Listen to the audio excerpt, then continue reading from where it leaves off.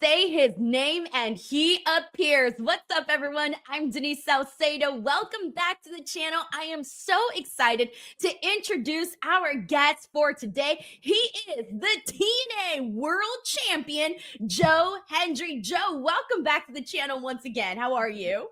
Thanks for having me. I'm feeling pretty good. I was about to say, I was like, you look good. You got the gold on your shoulder. Man, Joe, how does it feel to be out here, like constantly doing media, but this time with the belt on your shoulder? Yeah, I mean, it's a real problem, Denise. Sometimes it's a little difficult to squeeze the belt in. It's such a large heavyweight championship. Look at the TNA World title. It's a beautiful title. I've been proudly displaying it. It is, it's one of it's such a prestigious championship. There's been, some of the biggest names in the business. It's been an extremely influential championship, and I'm very honored to hold it. When you look at the names of people who have had it in the past, in 2016, I was fortunate enough to wrestle Kurt Angle, and here I am in 2025 with the same title that Kurt Angle had. I remember I had Genesis 2006 on my video iPod, and here we are. It's something else. It really is, man. I feel like you are the epitome of hard work leads to success, leads to these big rewards, these big moments that you've always dreamed about. And just to kind of put it in perspective, Joe, the last time you and I talked wasn't even that long ago. It was in July. So the summer. And since then, like we were talking then about how your career had sort of begun to skyrocket to a new level. And back then, could you have even imagined the heights that it would have soared to even now? So I've always had confidence and faith in that what I was doing was something that the audience were enjoying. So that always kind of kept me going. But I have to be honest, even for me, everything that's happened, it's been a very strange experience. I have somehow been speaking some pretty crazy things into existence, and it's even freaking me out at this point. It's been something else. I was about to say, whatever manifestation or vision boards or whatever it is that you're doing, we need to all start signing up to do the exact same thing. Yeah, it's really it is actually it's leading me to think there's maybe something a little more to it than we know or understand, because it does feel when I am putting things out there and saying it and working towards it, it's very strange. I've executed on everything I said over the last year, which is very strange. I'm hoping it continues. Oh my God. I think it definitely is. Have you gotten used to, by the way, carrying the belt through like TSA and all of that? Like, what's been the biggest difference now walking around as champion? That is what we call a champagne problem. Carrying around that's a problem I'll take any day of the week. So yeah, you get stopped in TSA all the time. You know what? It's that's a problem I'll sign up for any time. I mean, the other day I was on a very small aircraft, and they wouldn't let us take even the hand luggage on, so I had to sit there with the championship on my lap. You have, no matter what happens with your bag, the championship has to come with you.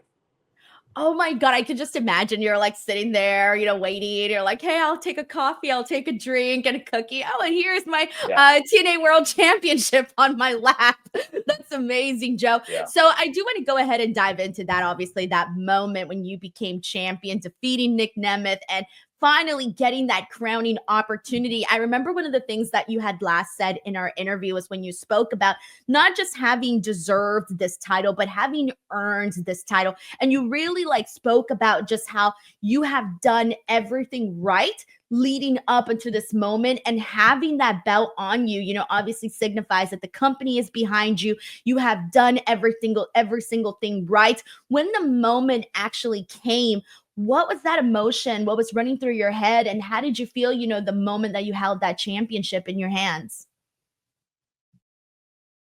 Yeah, it was extremely validating. All the hard work, all of the sacrifice. I think is very important to mention as well. I don't think when people sign up for wrestling, they don't understand how much you're going to have to sacrifice. So for that to be instantly validated, it was a very overwhelming feeling. I remember just all the air leaving my lungs, and yeah, it was a very special moment. I had family there. I had beloved colleagues backstage. It was awesome. And when you won the title afterwards, like I always feel like you when you haven't had like the main championship belt yet in a top promotion, right? When you haven't had like, certain belts, you always have this imagination of what you think or how you feel like what it's gonna be like, right? Like you envision in your head, like, oh, this is what it's gonna be like when I'm champion. What was your vision? And do you feel like it's been much different? Do you think it's been similar? Like, how were your expectations leading into becoming champion and how you're feeling about it right now? What is quite strange is I do like a lot of visualization. I just think about how things are going to go. Like when I'm in the gym, I'm visualizing how it's going to go. And what's weird is it kind of went exactly how I wanted it to go and how I thought it would look, even visually. I feel I'd rehearsed it in my mind 100 times. I just knew it was going to happen that way, and it did happen that way. So it was yeah. I was very deliberate with the championship title. I really wanted it to have the air of, when Stone Cold Steve Austin first won the championship title. Some people have different feelings and different emotions when they win the title. And for me, like the way that Steve Austin did it in, when he won his first championship was very much like, right, I'm the guy now, and that's the air that I wanted to put. That's what I wanted to portray. So that was I knew I had a moment to just feel the emotion, and then right, let's get up on that turnbuckle and show the world. That was Oh my thought yeah. process. I was about to say, I don't think there's anybody better than trying to have that air of Stone Cold Steve Austin, having that kind of attitude. I was gonna say, I feel like you chose definitely a good name right there. And do you feel like it's changed you, like as a performer, as a talent, as a wrestler? Like, has that mindset changed now for you? Now having the gold, walking around with, like you said, that different kind of aura in you. So it has changed things for sure. I think that, on the way up, there, imposter syndrome creeps in and things like that. But again, this is very much taking a John Cena approach, a Chris Jericho approach to being in that spot, and things that they've both said is like pay attention to the metrics, pay attention to the numbers, look at the draw when you are in that championship position. And I now understand that I am providing something valuable for the company, and I'm helping the company. So I feel really good about it now because I know that the spot that I'm in is generating it's doing good business. So that's kind of all the reassurance that I need. So I actually now, before perhaps last year and the year before, I was very much, you don't want to mess up, gotta get it right. Whereas now it's like I have to go and deliver. I have to prove on a daily basis that I am who I claim to be, and I'm someone that I can do business for the company. So now when I go out there and wrestle, or the segment or whatever, I'm going out there to fulfill my duty as champion. It's a nice feeling. It's a good feeling. I like that responsibility quite literally on my shoulder. Yes. I was going to say, you can't have imposter syndrome when you're seeing those numbers on your videos, on your social media posts, on basically anything that has to do with you. So, with that being said, you kind of mentioned one of those things that you said, having this responsibility of like representing the company, right? And one of the biggest things that you've done since we talked, on top of winning the championship, is that Royal Rumble appearance. Of course, we have to get to that.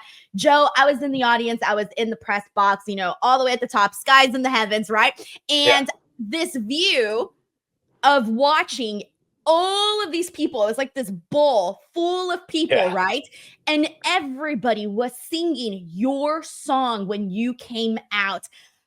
Wow, Joe, I felt so happy for you, like seeing that happen. But what was that moment like? Like you're waiting the 10-second countdown. Your music's about to hit. You're about to walk out. You get out there, you do your bit, but then on top of that, there's all these people.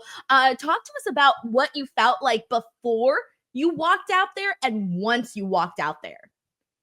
I really am not going to be able to do a good job of explaining the feeling because I still haven't processed it. It was just so overwhelming and so awesome. And I've seen the clip back a bunch of times, and also it's so cool to watch it and just see the TNA Championship in that environment as well. And just when I kind of like took the belt off and put it on the shoulder and then ran it's just really cool to represent TNA at the Royal Rumble, and to be able to interact with the people that I did. There was a moment where I was like, right, I am literally. So let me let me put this into perspective for you, right? In March of last year, it had been almost a year since I'd been on a TNA pay per view. And here I am in January as the TNA World Champion wrestling Roman Reigns in the most watched wrestling PLE, I believe, of all time, with it because it was on Netflix in the UK and Peacock. I'm told that it was the most watched PLE of all time. So I'm going, you're now in a situation where you're wrestling Roman Reigns in the Rumble as the TNA World Champion. To speak that sentence, just it does feel a little ridiculous in the best possible way. So I still haven't processed it. It was awesome. The advice I was given by Shane Helms, actually, who was absolutely awesome. I really enjoyed working with Shane Helms, and something that he told me, and I actually, even though we're at odds from time to time, JBL told me as well, which is take a second to just take the moment in. He said, when you have your first title win, do that as well. And there was a moment where I just was able to look at the arena and go, well, this is pretty cool. And it was the same thing at the Curtis Caldwell Center in Texas as well. I've been fortunate enough to have a few of those moments where you got to take it all in. Were you nervous at all? No, which is strange because I usually get nervous. For some reason, I don't know why I wasn't nervous for my title match or the Rumble, which is very unlike me. It was unsettling. I was like, I don't know why I'm not nervous. I'm usually nervous. I wasn't nervous for either of those. I feel like it's actually a good thing because I think sometimes, certain people, you get to this big moment, right? And sometimes the moment is too big for them, right? But I feel because you had done all of the work and the preparation and Yes. just everything to get to that point, that once you got to, what many would consider the mountaintop, you're just like, all right, steady hand, no nerves. This is what I worked for. And I have that confidence and that ability in myself to trust myself. You're 100% right. The way I try and look at it and explain to people is it's like, you know what? Sometimes in life you just have to go out there and do the business. And it would those, the title win and the Royal Rumble were two of those moments for sure. And we're gonna have a lot of those moments in TNA this year. I think if you look at, the live episode that we just had, I thought it was a phenomenal piece of television in its own right. If you'd never seen pro wrestling before and you watched that show, I'm really proud of what everybody did on that episode. So we're going to have lots of those moments because we've got some really ambitious shows coming up. We've got like something I'd quickly talk about. I'm in New York today. We've got July 20th at the UBS Arena in New York, which is going to be those are going to be huge shows. They're ambitious shows, and it really displays the growth of TNA wrestling in its own right as well. It's a very special time to be a part of the company, and I'm very privileged to have this championship. Man, I can't wait to get to that. I do want to get into like the Okay, live shows sure. and everything that Sorry. you guys are doing because it really is one of those things where it's been very, very cool to see. Before I get into that though, I do have to ask though, that moment with Roman Reigns, Joe, taking that spear. Unfortunately, you were eliminated, but dang, what a moment. I feel like if you were gonna be eliminated by anybody, it being Roman Reigns, I was gonna say that's not too shabby at all. Joe, how did you feel in that moment when you were in the ring with Roman Reigns? You know what was strange was just that I felt I felt great. Well, obviously not the spear, but like the moment of us facing off in the ring, yeah, it is quite difficult to put it into words sometimes because uh, Roman has argument for, obviously there are other champions and things like that, but a lot of people believe that, if not the top guy in the business. So for us to be face to face and for the fans to be excited about that confrontation, spoke volumes to me. Like I say, he threw me over the top rope. He didn't pin me. That's the MMA equivalent in my view of losing one round in a 5 round fight. There's no shame in being thrown over the top rope by Roman Reigns. The guy, is arguably the biggest star in the industry. So I think people were excited by that. I was excited by that, and I think that yeah, it's just we're in an era of endless and unlimited possibilities. So that's what's very exciting about professional wrestling right now. Now, there were a lot of things that obviously the fans got to see. Also, a lot of pictures and videos and things that were shared. What was your favorite moments that the fans didn't get to see backstage? Being amongst all of these people, what was your favorite moment or moments?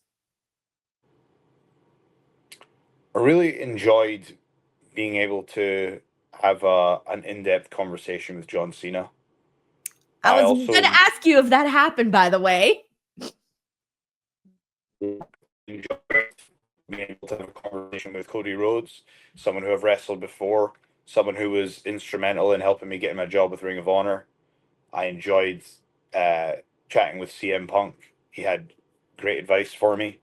I enjoyed meeting Paul Heyman. I didn't want to assume that Paul Heyman knew who I was, but we had a he did know who I was, and I didn't know. Sorry, he did know who I was, and we had a really good conversation. So that was a very cool moment for me. He's obviously just a legend in the business, so to be able to have a conversation with him is great.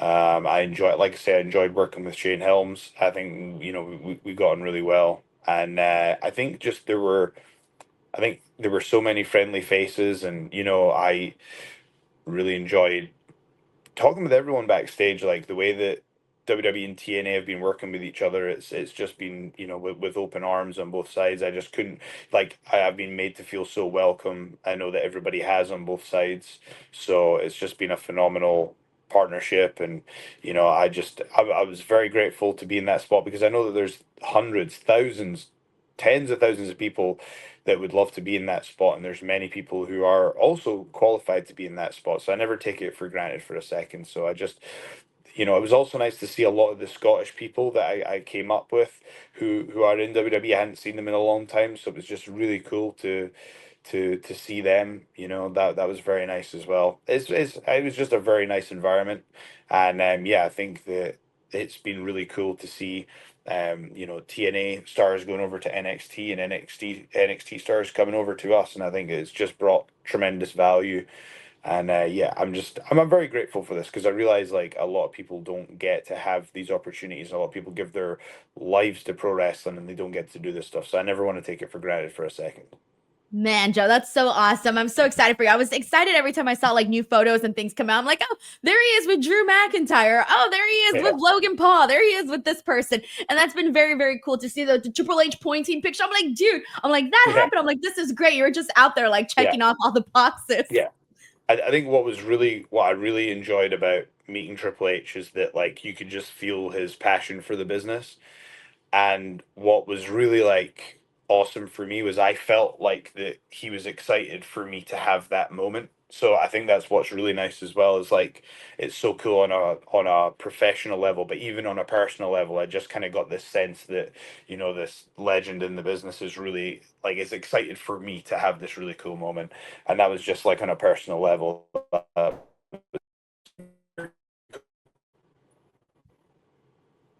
Oh, sorry. Sorry, I lost you there for a second, but we're good. We're good. No, like hearing you say that, it's just awesome, because it's like, okay, like you're like, not only am I excited to be there, but also like they're excited for me. They're excited to see my accomplishments, yeah, because not only is it going to benefit me, of course, but it's also going to benefit them and give them a moment and all of that. So it's very, very cool. Earlier, you had mentioned some of the upcoming shows. You're in New York right now. TNA has a very, very busy schedule. You guys are starting to do live shows. You guys have done two, if I'm correct already, was the Full Sail show, of course, which was an awesome moment for like everybody, like getting to see you and Elijah and everything there. I do want to go ahead and get into some of that, because how have you been feeling getting to do the live shows? And then on top of that, you guys have a string of schedules coming up, a string of shows coming up. You guys have the Las Vegas show, April 17th. You guys have Rebellion, April 27th. And then you guys just got, oh my gosh, you guys also have Sacrifice, March 14th. I mean, there's a whole lot going down. I mean, you'll do a better job of running that down. But Joe, how do you feel about those upcoming shows and also getting to do the live shows? Well, um, What's so great about it is that these shows are really ambitious, but if you look and you go and get tickets, I mean these tickets are flying. Like we've sold a lot of tickets for these shows already, and there's a lot of time to go, which is very very exciting. TNA is a hot ticket in this industry, and I'm very very excited about that. So folks, please do not leave it too late. Go on tnawrestling.com/events, see what we've got coming up. Please do get your tickets. I can't tell you how many times, like again with regards to Full Sail, for example, where we've sold out the show and then people are clamoring to get tickets, they can't get them. So please, tickets are available now for the upcoming shows. So please go to tnawrestling.com/events. Go get them now, because if you think about all the crazy interesting things that have happened that in the last year, think of all the things that are going to happen in the next couple of months. Don't wait until then. We are going to deliver unbelievable professional wrestling shows, and there's going to be so much excitement going into it. And I do feel we're in an era of professional wrestling where anything can happen. I went out there and did a concert, and Elijah shows up, and now we've had this tag team match. You just never know who's going to show up. You never and it can be from anyone, any company, anything. Like Elijah was such a great surprise. The reaction when they heard the note and the spotlight shone on him, like he just looked like $1 million. Like that was just such a great episode of television. Like, and to me, who knows what's going to happen between now and, for example, our show at the UBS Arena. But yes, you're right. We're in El Paso, Texas, in March. We've got all the shows that you mentioned. We've got Rebellion, Sacrifice. We've got all this coming up. So go to tnawrestling.com/events. Awesome. I'm going to have all of the links to that in the description box below. Joe, we hit that time already, but I want to thank you so much for always taking the time to come out here and to chat with me. I really appreciate it a whole lot, and continue. I'm excited to see the next time we talk how much more you've done. So it's very, very cool. Everybody, please thank Joe Hendry. Thank you for watching. Please make sure to subscribe to the channel. And before we go, Joe, I know you mentioned the TNA shows, but I do want to give you an opportunity to plug some of your social media stuff as well. So please tell the people where they can go support you, where they can check out your merch, and the genuine merch too at that, guys. Yeah. All of that. Yeah. So for all my merch, basically go to tnawrestling.com. You can get my merch there. Also you guys know where to get my merch links. But what I will say is, when it comes to social media links, come on guys, just open up Instagram, open up Twitter. You'll see me. I'll be there. I love it. All right, I'm going to share all of those links too on the description box below. Thank you guys so much. Thank you to Joe Hendry. We'll catch you guys on the next one. Bye, everyone. Thank you. Bye.